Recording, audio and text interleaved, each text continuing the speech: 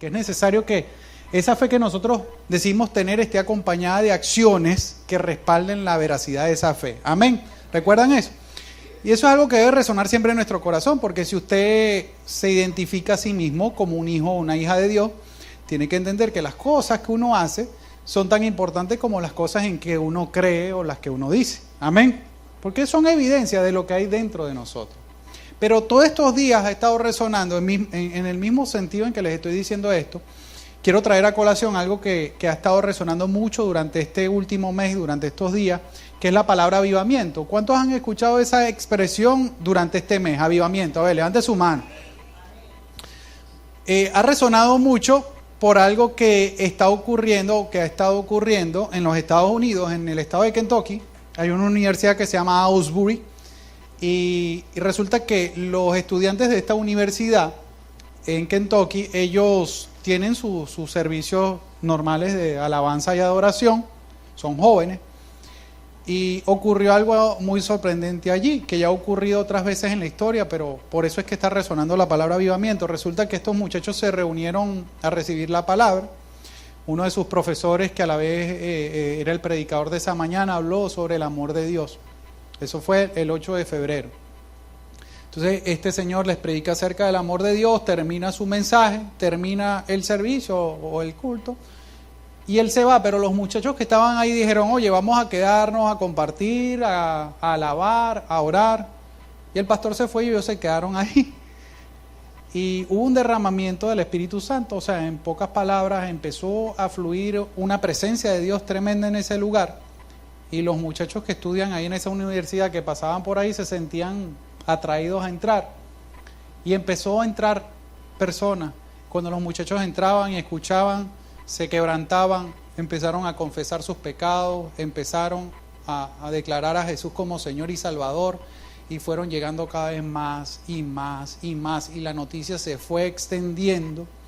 Y para resumirles el cuento, o para resumirles qué fue lo que pasó, bueno, estas personas estuvieron 15 días ininterrumpidos, es decir, 360 horas alabando, hablando, predicando, confesando los pecados, el Señor haciendo sanidades, algo muy hermoso, al punto que ese es un pueblo pequeño donde está la universidad, y llegaron más de 20,000 personas de todas partes del mundo a observar qué era lo que estaba haciendo Dios allí. Por ahí tenemos una imagen, quiero mostrársela para que más o menos se hacen una idea los que no pudieron verlo. Ese es el auditorio, y el auditorio se llenaba y se iban personas, y nunca estuvo vacío durante todo ese tiempo, al punto que hace 3 días apenas, creo que fue el viernes, el rector tuvo que decir, hermanos hermosos,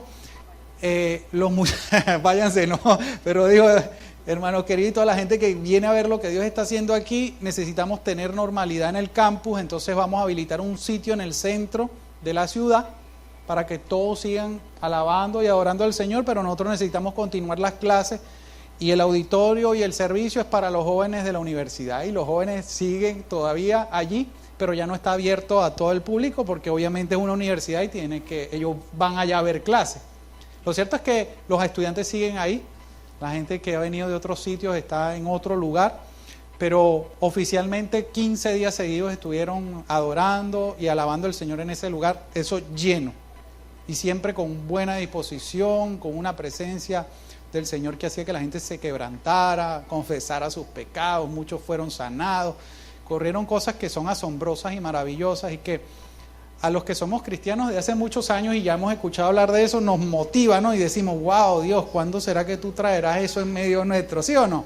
Porque cuando nosotros amamos a nuestro prójimo, nosotros queremos que la gente le conozca, que espontáneamente la gente sienta esa necesidad de Dios y que se acerque voluntariamente sin que lo traigan a rastra. En el corazón de uno anhela eso, pero como eso ha sido algo que ha estado tanto en la palestra pública, de hecho que se hizo muy notorio por el hecho de que esto se empezó a compartir en las redes sociales, y según estuve leyendo, el primer día que empezó a ocurrir esto, publicaron unos videos en TikTok, y al segundo día ya habían 90 millones de reproducciones. Quizás eso fue lo que hizo que tan rápido se corriera la voz. Lo cierto es que lo que Dios estaba haciendo ahí, lo estaba haciendo Dios, no las redes sociales. Pero es importantísimo que entendamos pues que cuando Dios se propone algo, o cuando Dios se propone hacer un despertar espiritual en el corazón de las personas, Él lo va a hacer, amén. Estos muchachos, denle un fuerte aplauso al Señor. Estos muchachos nunca se propusieron hacer eso, o sea, ellos simplemente se quedaron haciendo lo que se supone deberían hacer. Ellos se sintieron motivados a continuar eso que ellos estaban recibiendo en su mensaje y Dios hizo el resto. Ahora, yo pienso que claro, que todos nosotros deseamos que ese tipo de cosas ocurran, pero tenemos que entender fuera de lo que vemos en las redes o de lo que nos han contado, tenemos que entender de qué se trata eso, cómo es que Dios en un momento determinado decide manifestársele a un montón de gente y que la gente se sienta atraída hacia Dios y que los que ya sirven a Dios o los que ya han seguido a Dios durante mucho tiempo pero se sienten ahí medio tibios, se vuelvan a encender. Eso es algo que el ser humano no puede producir, no puede planificar, no puede invertírselo, sino que depende meramente de la voluntad y de la soberanía de Dios. Pero es necesario que tengamos una referencia, ¿verdad? Un punto de referencia en la Biblia de cómo ocurren estas cosas para tratar de entenderlas de la manera más sensata posible, ¿no? Y más bíblica posible. Y uno de los ejemplos que vemos en la Biblia más cercanos a eso fue el día de Pentecostés. Entonces vamos a leer en Hechos 2, capítulo 2, los versículos 1 al 41 y vamos a ver qué fue lo que pasó allí y cómo se manifestó ese avivamiento en ese lugar, en ese momento. Pero antes de entrar a la palabra, yo le invito a que cierre sus ojos y vamos a orar para que el Señor tome el control de este tiempo. Te damos gracias, Dios, por tu palabra, por darnos la oportunidad de estar reunidos en libertad en este lugar para recibirla. Te pido, Dios, que me uses como herramienta y que bendigas a cada uno de mis hermanos, haciendo que esta palabra impacte y toque sus corazones, Señor. Te lo pido en el nombre de Jesús. Amén y amén.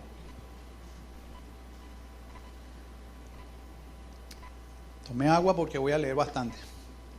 Pero presten mucha atención de lo que narra, de lo que ocurrió en este lugar, que lo narra la Biblia. Dice, el día de Pentecostés, todos los creyentes estaban reunidos en un mismo lugar. De repente, se oyó un ruido desde el cielo parecido al estruendo de un viento fuerte e impetuoso que llenó la casa donde estaban sentados. Luego, algo parecido a unas llamas o lenguas de fuego aparecieron y se posaron sobre cada uno de ellos. Y todos los presentes fueron llenos del Espíritu Santo y comenzaron a hablar en otros idiomas, conforme al Espíritu Santo les daba esa capacidad. En esa ocasión habían judíos devotos de todas las naciones que vivían en Jerusalén. Cuando oyeron el fuerte ruido, todos llegaron corriendo y quedaron desconcertados al escuchar sus propios idiomas hablados por los creyentes. Estaban totalmente asombrados. ¿Cómo puede ser?, exclamaban. Todas estas personas son de Galilea y aún así los oímos hablar en nuestra lengua materna. Aquí estamos nosotros, partos, medos, elamitas, gente de Mesopotamia, Judea, Capadocia, Ponto, de la provincia de Asia, de Frigia, Panfilia, Egipto y de las áreas de Libia alrededor de Cirene, visitantes de Roma, tanto judíos como convertidos al judaísmo, cretenses y árabes. Y todos oímos a esta gente hablar en nuestro propio idioma, preste atención, acerca de las cosas maravillosas que Dios ha hecho. Quedaron allí maravillados y perplejos. ¿Qué querrá decir esto?, se preguntaban unos a otros. Pero otros entre la multitud se burlaban de ellos diciendo, solo están borrachos, eso es todo. Entonces Pedro, el apóstol Pedro, dio un paso adelante junto con los otros 11 apóstoles y gritó a la multitud, escuchen con atención todos ustedes compatriotas judíos y residentes de Jerusalén. No se equivoquen. Estas personas no están borrachas como algunos de ustedes suponen. Las 9 de la mañana es demasiado temprano para emborracharse. No, lo que ustedes ven es lo que el profeta Joel predijo hace mucho tiempo. En los últimos días, dice Dios, derramaré mi espíritu sobre toda la gente. Sus hijos e hijas profetizarán. Sus jóvenes tendrán visiones y sus ancianos tendrán sueños. En esos días derramaré mi espíritu aún sobre mis siervos, hombres y mujeres por igual, y profetizarán. Y haré maravillas arriba en los cielos y señales abajo en la tierra, sangre, fuego y nubes de humo. El sol se oscurecerá y la luna se pondrá roja como la sangre antes de que llegue el grande y glorioso día del Señor. Pero todo el que invoque el nombre del Señor será salvo. Pueblo de Israel, escucha. Dios públicamente aprobó a Jesús de Nazaret al hacer milagros poderosos, maravillas y señales por medio de él, como ustedes bien saben. Pero Dios sabía lo que iba a suceder y su plan determinado se llevó a cabo cuando Jesús fue traicionado. Con la ayuda de gentiles sin ley, ustedes lo clavaron en la cruz y lo mataron. Pero Dios lo liberó de los terrores de la muerte y lo volvió a la vida, pues la muerte no pudo retenerlo bajo su dominio. El rey David dijo lo siguiente acerca de él: veo que el Señor siempre está conmigo, no seré sacudido porque Él está aquí a mi lado. Con razón mi corazón está contento y mi lengua grita sus alabanzas. Mi cuerpo descansa en esperanza, pues tú no dejarás mi alma entre los muertos, ni permitirás que tu santo se pudra en la tumba. Me has mostrado el camino de la vida y me llenarás con la alegría de tu presencia. Queridos hermanos, piensen en esto. Pueden estar seguros de que el patriarca David no se refería a sí mismo, porque él murió, fue enterrado y su tumba está todavía aquí entre nosotros. Pero él era un profeta y sabía que Dios había prometido mediante un juramento que uno de los propios descendientes de David se sentara en su trono. David estaba mirando hacia el futuro y hablaba de la resurrección del Mesías. Él decía que Dios no lo dejaría entre los muertos ni permitiría que su cuerpo se pudriera en la tumba. Dios levantó a Jesús de los muertos y de esto todos nosotros somos testigos. Ahora Él ha sido exaltado al lugar de más alto honor en el cielo, a la derecha de Dios. Y el Padre, según lo había prometido, le dio el Espíritu Santo para que lo derramara sobre nosotros, tal como ustedes lo ven y lo oyen hoy. Pues David nunca ascendió al cielo, sin embargo dijo: el Señor dijo a mi Señor: siéntate en el lugar de honor a mi derecha hasta que humille a tus enemigos y lo ponga por debajo de tus pies. Por lo tanto, que todos en Israel sepan sin lugar a dudas que a este Jesús, a quienes ustedes crucificaron, Dios lo ha hecho tanto Señor como Mesías. Miren lo que dice aquí. Las palabras de Pedro traspasaron el corazón de ellos, quienes le dijeron a él y a los demás apóstoles: hermanos, ¿qué debemos hacer? Pedro contestó: cada uno de ustedes debe arrepentirse de sus pecados y volver a Dios y ser bautizado en el nombre de Jesucristo para el perdón de sus pecados. Entonces recibirán el regalo del Espíritu Santo. Esta promesa es para ustedes, para sus hijos e incluso para los gentiles, es decir, para todos los que han sido llamados por el Señor nuestro Dios. Entonces Pedro siguió predicando por largo rato, les rogaba con insistencia a todos sus oyentes: sálvense de esta generación perversa. Los que creyeron lo que Pedro dijo fueron bautizados y sumados a la iglesia en ese mismo día, como 3,000 en total. Amén. Qué maravilloso. Déle un fuerte aplauso al Señor. Es maravilloso lo que Dios puede hacer cuando nosotros nos disponemos. Si reflexionamos por un momento acerca de esto que se acaba de leer, ¿verdad? Entendemos que el mensaje de Pedro no fue muy rebuscado. Que Dios hizo las cosas, el poder de convocatoria de Dios fue simplemente la curiosidad de los israelitas y de los ciudadanos que vivían en ese lugar cuando escucharon el estruendo. Ellos se imaginaron que había habido, qué sé yo, una explosión o algo malo había pasado y todos corrieron a ese lugar a ver qué era lo que estaba pasando. Nadie los convocó, nadie los llamó. Fue la curiosidad lo que los llevó ahí, porque Dios tenía un propósito. Y lo más tremendo es que la gente que estaba ahí a la expectativa de lo que Dios le había prometido, todos sin haber nunca hablado antes en esos idiomas, empezaron a hablar en esos idiomas. Pero no empezaron a hablar cualquier cosa, sino de las maravillas de Dios. Cuando esa gente que era de todas partes llegó a ese lugar y escuchó a esa gente galilea, porque ellos sabían que eran galileos por su apariencia física, ¿De acuerdo? Y ellos dijeron, pero si estos ¿cómo es posible que esta gente de Galilea esté hablando todos nuestros idiomas, nosotros que somos ciudadanos del mundo? Prácticamente, ¿cómo es posible que estos campesinos sean políglotas y nos digan estas cosas en nuestro idioma? Y eso les impactó mucho. Pero eso lo que hizo fue, en cierto modo, preparar el ambiente para que Pedro les dijera la verdad. ¿Qué les dijo Pedro? Ustedes crucificaron a Cristo. Cristo es el de quien hablaron los profetas. Y lo que ustedes necesitan es arrepentirse.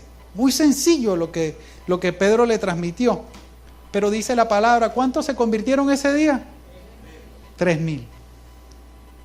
Entonces, imagínese usted por un momento que sucediera algo similar aquí. Que para empezar no hay ni 3,000 sillas, habrán como 200 si acaso.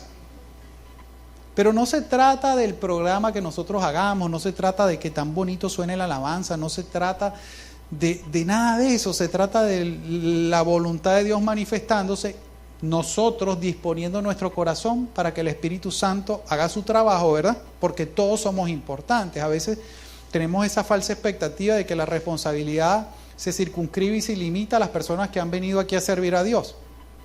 Entonces se deja sobre los hombros de la alabanza la gran responsabilidad de ministrar el corazón, sobre los hombros del pastor la responsabilidad de transmitir la palabra. Pero yo quiero que usted entienda que aunque usted esté sentado allí con la disposición de escuchar, de su disposición depende todo lo que Dios va a hacer aquí. Amén. Es difícil. Cuando uno está sentado, no se percata lo mismo, o sea, no es consciente de lo mismo que cuando está aquí. Y no me lo pregunte a mí, eso todos los pastores y los de la alabanza se lo pueden decir con completa humildad. A veces es dificilísimo, porque cuando uno prepara un mensaje, uno no lo hace para demostrarles a ustedes que sabe mucho, o que uno lo hace con la convicción de que Dios quiere hablarle. Amén.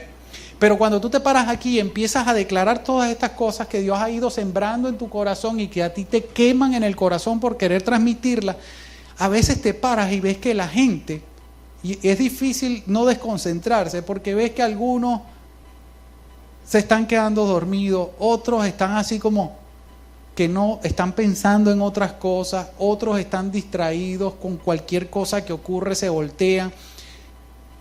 Y claro, yo quisiera tener la atención de todos, no hacia mí, sino hacia la palabra. Pero eso habla de lo que Dios va a hacer y quiere hacer y puede hacer si nosotros se lo permitimos o no. Amén. Porque supongamos que usted viene, y usted viene con la mejor de las disposiciones, y pasará esto, el Espíritu Santo fuese derramado sobre usted y cada uno, no sé, espontáneamente pusiera la mano en el que está al lado y orara por el de al lado y se sanara. O hablara en una lengua desconocida y no sé, vinieron unos rusos de los turistas esos y escuchan el Evangelio en su idioma. El Señor puede hacer todas esas cosas, pero ¿qué es necesario para que esas cosas ocurran? Corazones dispuestos. Amén. Entonces no podemos perder el objetivo de entender que cuando venimos a la iglesia no es una actividad más, no es otra de las cosas que nosotros le añadimos a nuestra vida para hacer de nuestra vida más llevadera. Es que Dios necesita que nosotros estemos comprometidos con la fe que decimos tener en Él y que le demos a Él el primer lugar de nuestras vidas para que sus milagros se puedan manifestar. ¿Cuántos no? Yo no sé si ustedes los desean en el mismo grado que nosotros lo podamos desear, pero a ustedes no les gustaría llegar aquí que no hubiese absolutamente ni un puesto en esta iglesia vacío. Y no es que lo anhelamos por ver a este sitio lleno, sino porque el Señor nos llamó a amar a nuestro prójimo como a nosotros mismos, ¿sí o no? Y si nosotros amamos a nuestro prójimo, ¿cuántas personas no hay en su mente en este momento que a usted le gustaría que siguieran y sirvieran a Dios? Bastantes, ¿verdad? Entonces Dios, estamos hablando de avivamiento. Dios honestamente siempre ha querido que la gente proceda al arrepentimiento. Pero hay una parte que le corresponde a Él, que es revelarse al corazón. Y hay una parte que nos corresponde a nosotros, que es disponernos de corazón para Él. Amén. Entonces es importantísimo que entendamos esto ya de entrada, porque es que Dios, cuando nosotros seguimos y servimos al Señor, lo hacemos porque lo amamos. Pero nosotros lo amamos porque Él nos amó primero. Y si estamos conscientes de esto, y si todos los días nos acordamos de esto, entonces nuestra vida va a dar un cambio, pero radical y positivo. El problema es que sin darnos cuenta, muy progresivamente, nos acostumbramos tanto hacer las mismas cosas que en un momento pierden el sentido.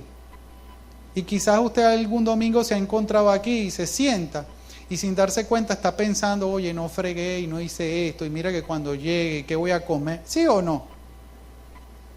Y se supone que nosotros venimos acá a eso, o que venimos a ofrecernos como una ofrenda al Señor, una ofrenda viva al Señor.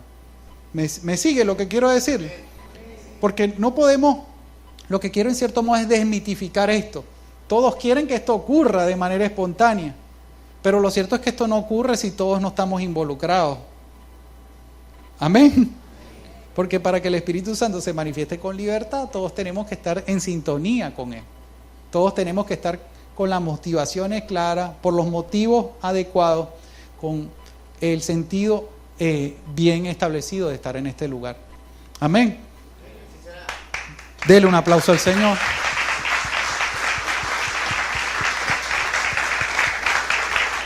¿Saben qué? Ok, yo dije que hoy iba a hablar de avivamiento, pero si usted busca en la Biblia, esa palabra no la va a conseguir. No está descrito en la palabra avivamiento como un evento, como algo que Dios estableció que ocurra. ¿Eso qué significa? Que si fuera por Dios, siempre estuviésemos en avivamiento. ¿Me sigue? No es una cosa excepcional, es una cosa en la que Dios quiere que nosotros fluyamos continuamente. ¿Quién le puso ese nombre avivamiento? Bueno, todo esto surgió, o lo acuñaron de esa manera, porque en 1906, en el estado de California, en los Estados Unidos, un predicador de apellido Seymour, él era un evangelista ambulante, lo invitan a una iglesia. Escuche esto, en ese momento la fe cristiana estaba bastante circunscrita a unas normas y a unos estilos que la gente, el ser humano, había establecido. Y este hombre de apellido Seymour, el Señor le reveló, bueno, y a otros muchos que estaban, que habían sido discipulados con él, que un hijo de Dios que era bautizado por el Espíritu Santo tenía la capacidad, dada obviamente por la voluntad de Dios, de hablar en lenguas, es decir, o en otro idioma desconocido para él, o en idiomas angélicos que solo son conocidos por Dios y los ángeles. Entonces, eso en las iglesias no ocurría nunca. Eso era algo que no, o sea, no era ni siquiera considerado algo de Dios. Pero este hombre experimentó ese don y él lo que quería era decirle a la gente, mira, el Espíritu Santo todavía actúa en la gente y la puede hacer hablar en lengua así como en el día de Pentecostés. Y él llega a una iglesia invitado y empieza a hablar de esto y la pastora lo bajó. La pastora de la iglesia le dijo, no hermano, usted aquí no va a estar hablando de esas cosas y aquí yo no permito que se hable de esas cosas, así que puede irse por donde vino. Pero este señor se quedó tan cortado porque dijo, espérate, pero si Dios, si tú me mandaste a hablar de esto, ¿por qué la gente me corta así? ¿Sabe? Esa carga en su corazón. Y Dios lo motivó a que se parara en la calle a hablar. Entonces en ese lugar había gente de todas las razas, porque ahí había mucho comercio, habían puertos. Y este hombre empezó ahí en el centro de Los Ángeles a predicar acerca de esto. Y el Señor empezó a hacer que las personas se pararan a escuchar.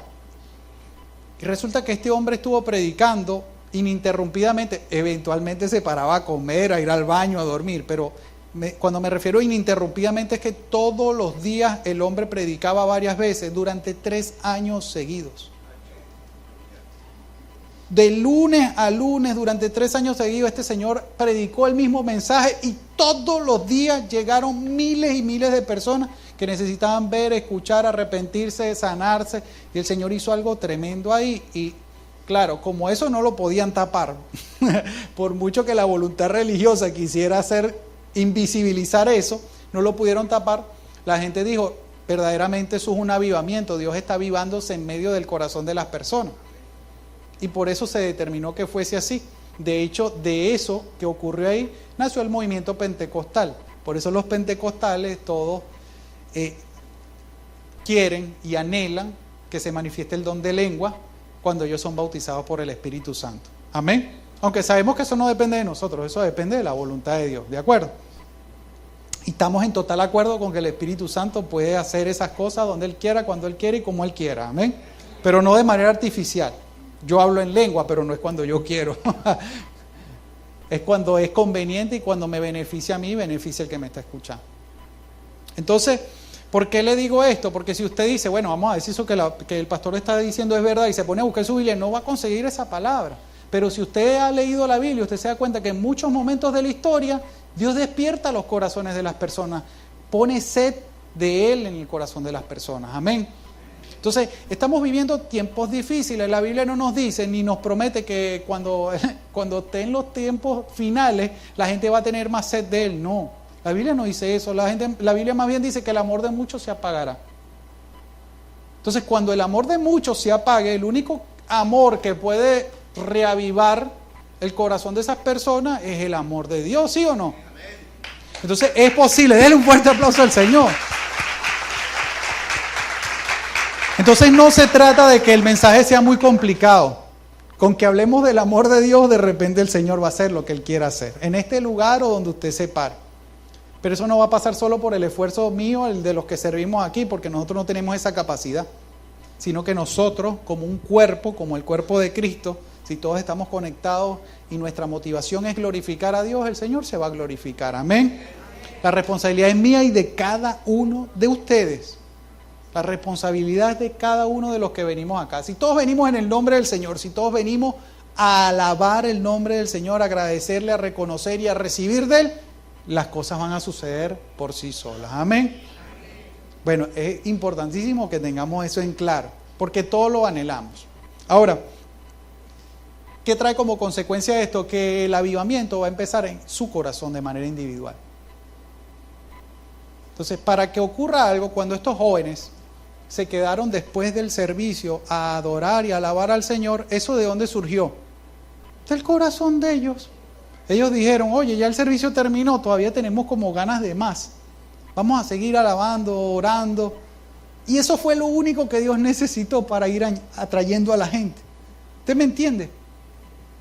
Entonces, el avivamiento es algo que empieza en su corazón, que se traslada de su corazón a su hogar, de su hogar a su puesto de trabajo, de su puesto de trabajo a su familia, de la familia a la iglesia, a su comunidad, y etcétera, etcétera, etcétera, etcétera. Pero no espere que alguien produzca eso en usted. Va a depender meramente de que usted coloque a Dios en el primer lugar de su vida. Amén.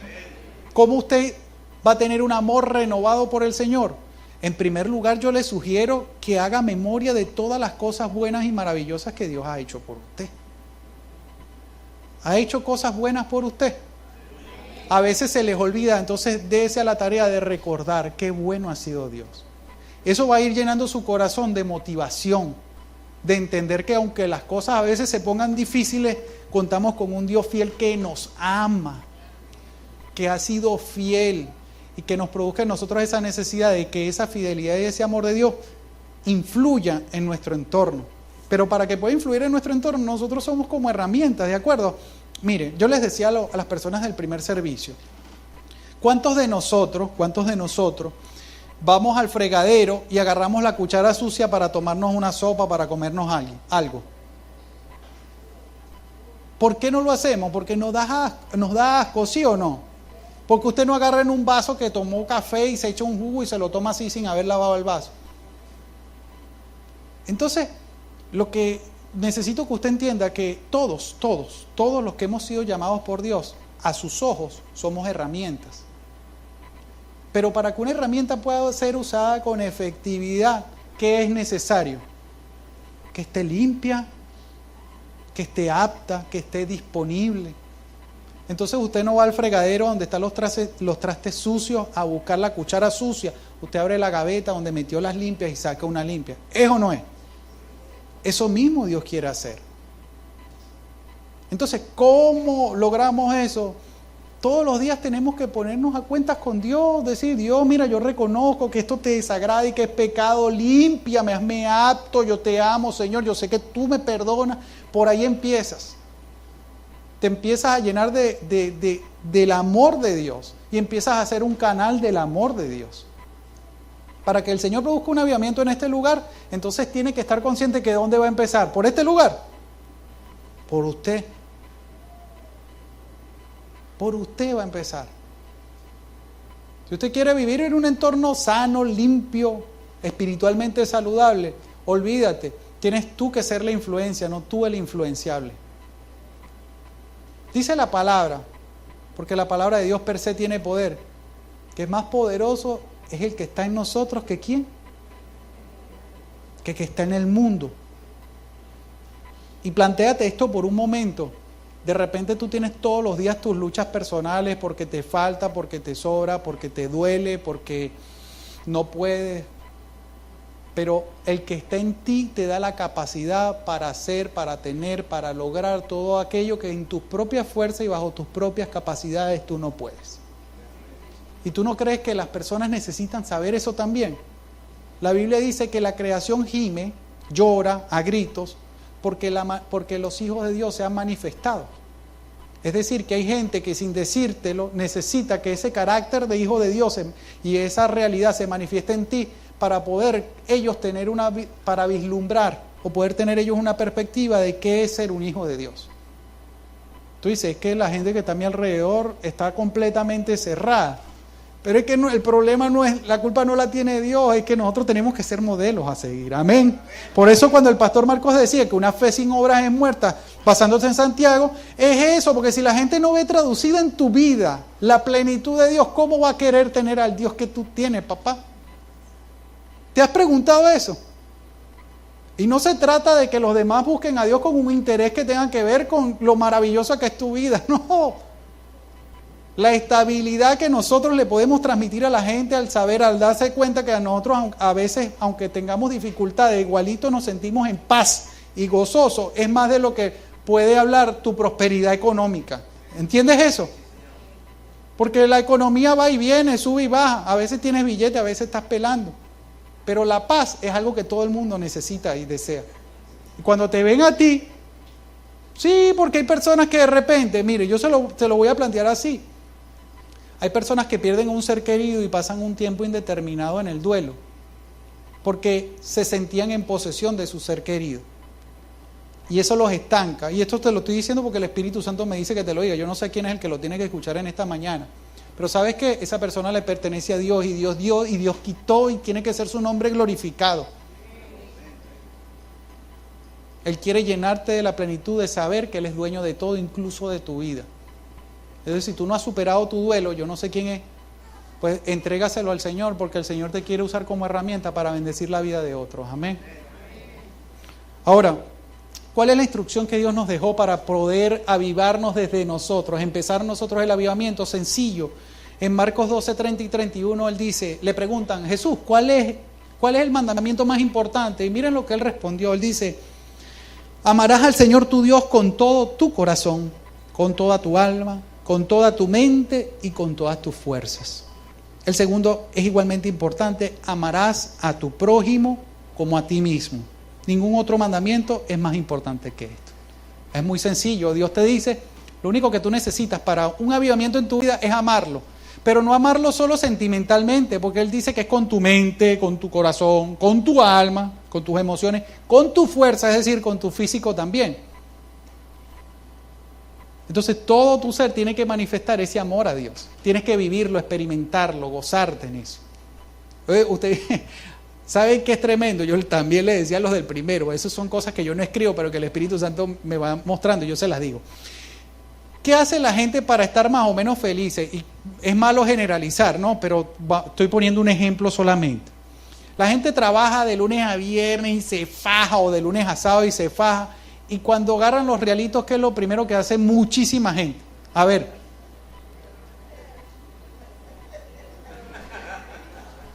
¿Y por qué hacen eso? ¿Por qué usted creen que van y compran una botella para echarse 3 palos? A ver, hablemos con honestidad. Para relajarse, para liberarse, para desinhibirse. Lo único malo es que al siguiente día eso le deja una resaca. A usted le sale gratis. Esas personas esperan el viernes y dicen, ay, hoy es viernes, y el cuerpo lo sabe. Si usted se parara el domingo diciendo, hoy es domingo, y el cuerpo lo sabe, qué cosas maravillosas. ¿Me entiende? Cuando usted llega acá, usted tiene que derrochar de gozo porque Dios está en este lugar. Él dice, donde hay 2 o más reunidos, ahí estoy yo. ¿Sí o no? La gente necesita invertir dinero, echarse palo, calarse la resaca para tener más o menos felicidad. Usted la tiene gratis. pero no la disfruta porque no se da la oportunidad. Porque llega aquí, en vez de desinhibirse y decir, ok, Señor, ¿qué es lo que tiene para mí? Está ahí pensando, miércoles, no saqué el bistec y ahora qué voy a hacer de almuerzo y vamos a almorzar como a las 3 de la tarde. ¿Le pasa o no le pasa? La hermana Gloria está muy seria. Hermana Gloria, usted dejó el bistec en la nevera hoy, en el congelador. Bueno, menos mal. Pero es así, a veces usted llega acá y pierde la perspectiva de lo que vino a hacer acá. Entonces, si no anda pensando en pajarito preñado, te dicen, ay, el pastor sí se está poniendo gordo.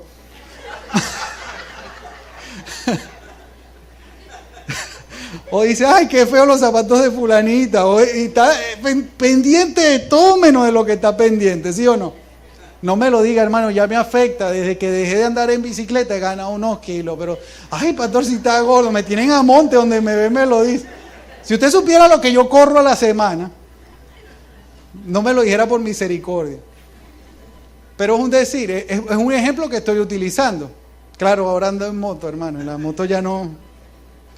Pero, ¿me entiende? Entonces, si usted viniera acá con la mejor de las disposiciones, poniendo en primer lugar a Dios en su vida, amándolo con todo su ser y amando a su prójimo, obviamente el Señor va a traer a su prójimo. El prójimo que usted tiene allá en su casa, o su vecino, o su compañero de trabajo, va a querer venir con usted, porque en el fondo necesita disfrutar eso de lo que usted disfruta, tener esa seguridad y esa paz con la que usted cuenta. Amén. Entonces el avivamiento viene como resultado de que hagamos una campaña evangelística, de que nos los propongamos. No, eso depende de Dios, pero de nosotros, ¿cuál es nuestra parte? Gozarnos en el Señor y disfrutar nuestra posición de hijos de Dios. Amén. Denle un aplauso al Señor. Ok, entonces cuando Dios ocupa el primer lugar de su vida, su fe no es una actividad más. Usted no viene acá a hacer algo más en la semana. Usted viene aquí a disfrutar, a comprobar y a honrar el nombre del Señor, y el Señor hace su parte en su corazón. ¿Sí? Ahora, Dios se manifiesta en los corazones, pero nos usa a nosotros para que esos corazones crezcan. Nosotros en la iglesia tenemos un plan de formación para el crecimiento espiritual. ¿Por qué nos damos a la tarea de hacer esas cosas? Porque necesitamos que usted conozca su fe, y cuando alguien le pregunte, ¿en qué crees tú? Tú se lo puedas decir con propiedad. Cuando alguien intente confundirte, tú tengas respuestas idóneas porque entiendes tu fe. Pero imagínese usted que Dios trae a 10,000 personas a este lugar. ¿Cuál es el propósito de que 10,000 personas escuchen el Evangelio si no hay quien disipule a esas 10,000 personas? Porque Jesús nos dejó una tarea. Él dijo, vayan y ¿qué? Hagan discípulos y bautícenlos. Porque ahí dice que Pedro, ¿qué fue lo que hizo? Les predicó y los bautizó. Entonces, hacer discípulos a Jesús le costó 3 años conviviendo con sus discípulos, durmiendo con ellos, hablando con ellos, enseñándolos. Entonces, nosotros anhelamos que el Señor añada a la iglesia mucha gente, pues tenemos que estar dispuestos, limpios y preparados también para guiar a esa gente a Cristo, ¿sí o no? Entonces, usted es tan importante como cada uno de nosotros para lograr eso. Amén. Hay una responsabilidad que sobrepasa a los que vienen constantemente a servir. Usted, como miembro de esta iglesia, también tiene que estar dispuesto y preparado para poder ayudar a otro a conocer a Dios más profundamente, ¿de acuerdo? Ahora, en Hechos, ¿qué pasaba? ¿Qué era lo que tenía la iglesia de Hechos que no tenemos nosotros? Mire lo que dice en el mismo capítulo 2 que leímos, al final, en el 46 y 47, dice así, dice, adoraban juntos en el templo cada día. Escuche, se reunían en casas para la cena del Señor y compartían sus comidas con gran gozo y generosidad. Esa gente estaba contenta, esa gente no era mezquina, sino que le gustaba compartir en armonía. Iban todos los días a la iglesia, y no solo es que iban a la iglesia, sino que en las casas iban y cenaban juntos, hacían un compartir y se acordaban del Señor porque celebraban la cena del Señor. Y dice, todo el tiempo alabando a Dios y disfrutando de la buena voluntad de toda la gente. Ellos alababan a Dios y la gente era buena, se portaba bien con ellos. Y dice, y cada día, y esto es lo más importante, escucha esto, y cada día el Señor agregaba a esa comunidad cristiana los que iban siendo salvos. ¿Quién era el que agregaba? El Señor. Pero esta gente estaba dispuesta, disponible y preparada para ir añadiendo a la familia de Dios a esas personas que Dios iba trayendo. El Señor es el que va a traer a la gente Pero ¿está usted dispuesto y preparado para darle cabida a esas personas en esta familia espiritual? Es una responsabilidad muy grande como para que los pastores y los que estamos liderando la asumamos. Pero si contamos con la ayuda, con la motivación correcta, con la disposición de todos ustedes, es posible. Amén. Hay 3 cosas que quiero que recuerde de este mensaje, que son importantísimas. La primera, el avivamiento no es el producto de los planes o programas humanos, sino de la soberana voluntad de Dios. Amén. Eso no lo podemos planificar ni propiciar. Eso le corresponde a Dios. Es en nuestro corazón, con una voluntad dispuesta al Señor, donde comienza el avivamiento. Dios debe ocupar el primer lugar en nuestras vidas. ¿Está de acuerdo con esto?